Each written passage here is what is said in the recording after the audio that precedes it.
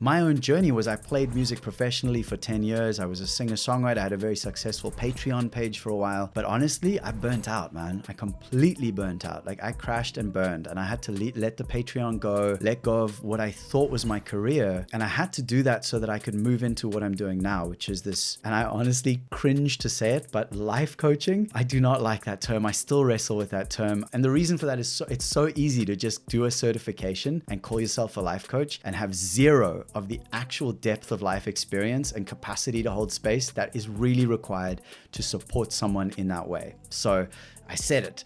And there's a beautiful saying. It says, God grant me the confidence of a 24-year-old life coach. That was it. So, but that had been calling me for a long time, this actual space of medicine, of facilitation, of space holding, and of supporting people on their journeys of transformation. And I was already doing it with my music. My songs are all deep and meaningful. And I was playing house concerts and playing, very intimate experiences.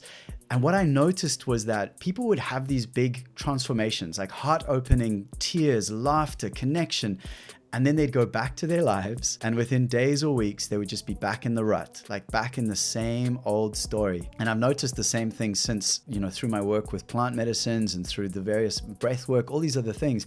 If the transformational experience is not supported by preparation and integration, it often has very little long-term impact, if any. And so even in that time, I had this feeling of like, I would love to be able to support people, like share the music and then go, okay, this, what you're having now, if you really want this to stay in your life, like let's talk, let's work together, and I can support you in that.